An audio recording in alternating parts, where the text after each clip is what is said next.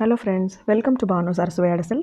வாங்க இன்றைக்கி சிகப்பு தண்டுக்கீரை பொரியல் எப்படி பண்ணுறதுன்னு பார்க்கலாம். அதாவது அமராந்தஸ் ரெட் ஸ்பினாச்சோட பொரியல்.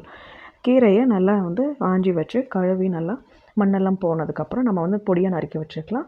சின்ன வெங்காயம் ஒரு கைப்பிடி அளவு நறுக்கி வச்சுக்கலாம். 2 காஞ்ச மிளகாய், கொஞ்சமாக தேங்காய் துருவல் எடுத்து ரெடி பண்ணி வச்சுக்கலாம். இப்போ ஒரு கடாயில் நம்ம 2 டேபிள் ஸ்பூன் எண்ணெய் ஊற்றிட்டு அதுக்கு கொஞ்சமாக கடுகு மட்டும் தாளிச்சிடலாம்.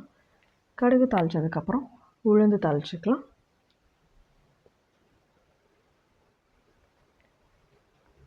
அதுக்கப்புறம் கொஞ்சம் ஜீரகமும் தாளிச்சிக்கலாம்.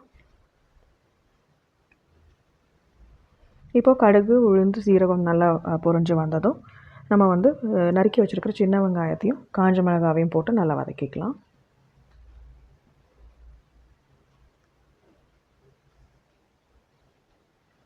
இது நல்லா வதங்கினதும் நம்ம பொடியாக நறுக்கி வச்சுருக்கிற கீரை இருக்குது இல்லையா, சிகப்பு தண்டு கீரை, அதை போட்டு நம்ம நல்லா வதக்கி எடுத்துக்கலாம்.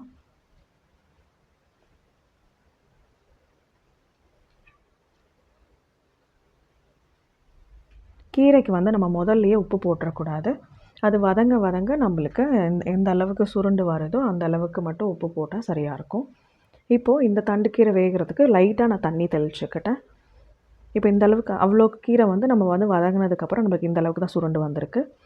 இப்போது அது வேகிற அளவுக்கு மட்டும் கொஞ்சமாக தண்ணி தெளித்து நம்ம அதை வேக விட்டுக்கலாம்.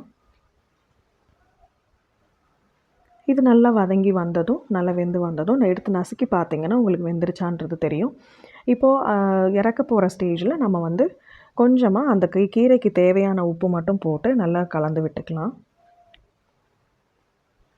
இப்போ கீரை ரெடி ஆனதும் நம்ம துருவி வச்சுருக்கிற தேங்காய் இருக்குது இல்லையா, அதையும் போட்டு இதில் நல்லா கலந்து விட்டோம்னா உங்களுக்கு சிகப்பு தண்டுக்கீரை பொரியல் ரெடி ஆகிடுங்க. எப்படி இருக்குன்றதை செஞ்சு பார்த்துட்டு எனக்கு கமெண்ட்ஸில் சொல்லுங்கள். இந்த வீடியோ பிடிச்சிருந்துச்சுன்னா லைக் பண்ணுங்கள், ஷேர் பண்ணுங்கள், சப்ஸ்கிரைப் பண்ணுங்கள். உங்கள் ஃப்ரெண்ட்ஸ் சர்க்கிளுக்கு ரெக்கமெண்ட் பண்ணுங்கள். தேங்க்யூ.